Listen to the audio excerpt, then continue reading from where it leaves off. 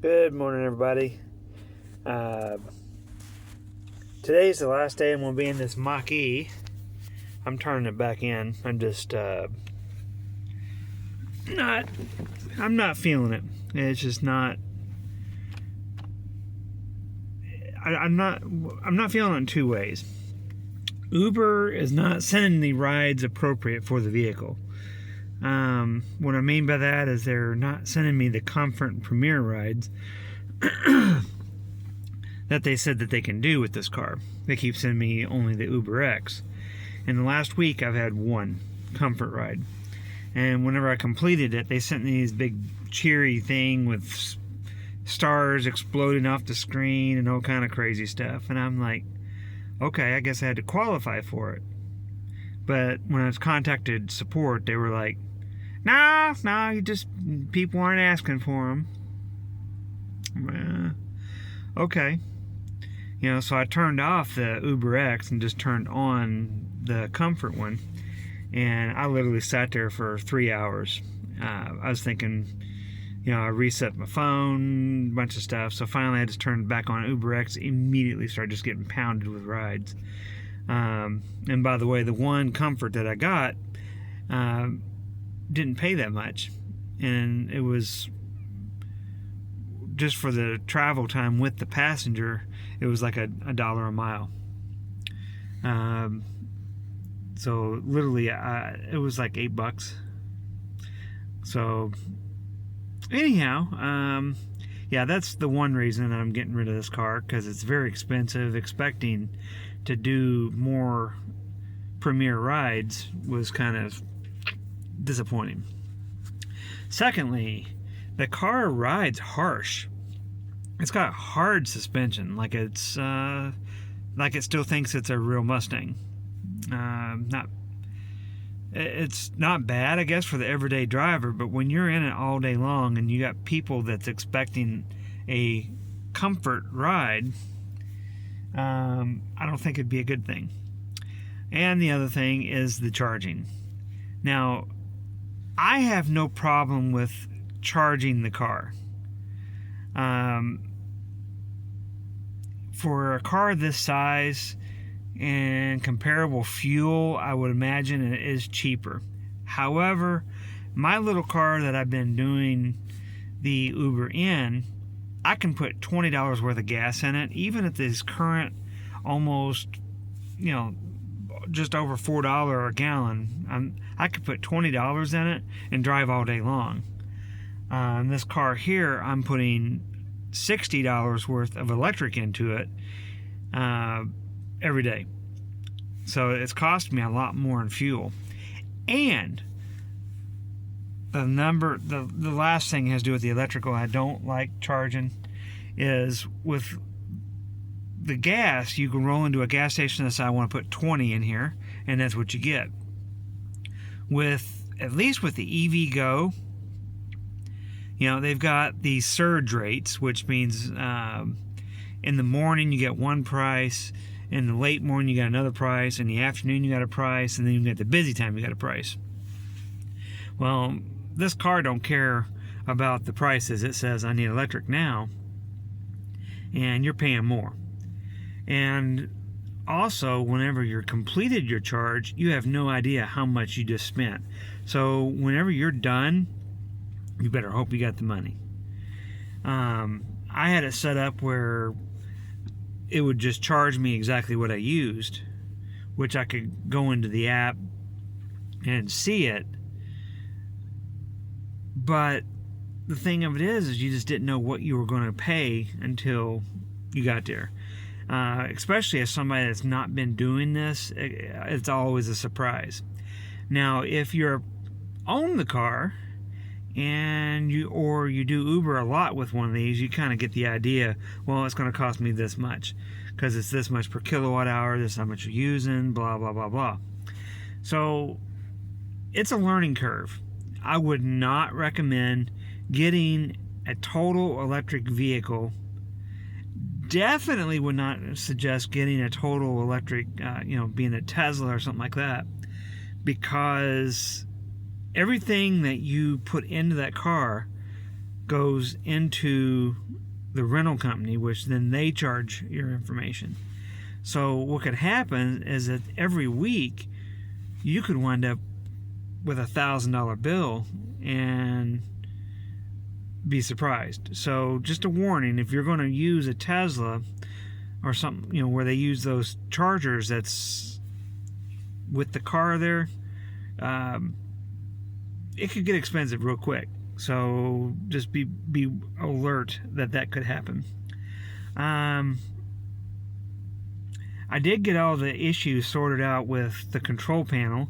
Like I was saying in that last video, I was having all these issues with things changing. The mirror would move, the seat would reposition, all this stuff. And what it is there was like 12 different profiles in this car from all the people, whoever rented it. They would set up their profile, and I removed every one of them, and I quit having issues because I didn't get in here, start pushing buttons and all that kind of stuff. And I don't know why it was changing from profile to profile, or if it was going back to a certain profile, or I have no idea what that was going on, which that's kind of leads into the next reason why I don't like this car. Is I'm used to my truck. I'm used to my little car where it's kind of an old school setup. You climb in it, it's got mechanical seats. You climb in it, you got a key, you stick in the ignition, you turn. You don't have a computer doing stuff and determining things for you.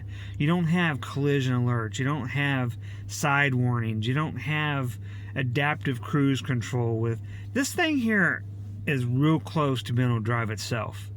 I mean, you put in here hands-free adaptive cruise control, and it will literally go down the highway and change the speed per the speed limit and keep itself in its lane and keep it a certain, you know, distance away from the other cars. If a car changes lanes, gets in front of you, it will slow down and get away from that car. I don't like all that stuff. I want the car not to drive itself. I'm the driver of the car, and I'm going to hang on to the steering wheel, and I'm going to hit the brakes and do all that stuff. Now, I'm sure for some people, they like that stuff. Well, if that's you, this is your car. But it's not me. I like my 086 Dodge. I like my 2019 Mitsubishi, and I like doing Uber. I like meeting the people. There's some people that are just disgusting and nasty. I've had to clean up some nasty stuff from people, but by the most part, I enjoy doing the job. I just don't need all this extra for this car. So I am going to rent a car again. It's going to be another one. I want to do like a Honda or a Toyota or something like that, because I really don't want to be wearing my cars out. I'm just going to have to find one that I'm willing to rent, and probably be doing it from Hertz next time, because Avis, I don't like Avis. I don't like the Uber Avis program. Now, it was cheaper. I don't think it's cheaper in the long run. I think it's just cheaper in the short run. But it's because they didn't charge a deposit and a lot of that extra stuff. Now, the other thing I hated about Avis, I could not find, because the guy told me, he goes, it's going to auto renew for 7 weeks. Well, I couldn't find anywhere in the contract about how it was going to auto reset. And when I decided I didn't want to keep the car, one, I can't afford it. I cannot afford it with what Uber is sending me trips for, and what this is. I'm doing a whole lot of driving. In the last week, I did 300 runs. And out of those 300 runs, I am spending 500 of that on a car that can do the same runs and not spend the $500. But anyway, I hope that made sense. Saying it didn't. Anyway, so this car trying to talk to somebody at Avis to say what's going on. Everybody sounded like they were foreign. I couldn't understand most of the people I talked to. And the one person I could understand, I don't think he was understanding me, because I was telling him I wanted to, turn it in. What do I need to do with the electricity? Because the charger is 12 miles away from the place, and by the time I get there, the percentage is going to be down. It's not going to be 100% charged.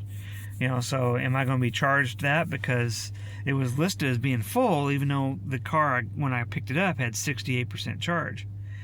And all of a sudden, he's making this ticket, doing all this stuff. I'm like, bro, I'm just asking a question, man.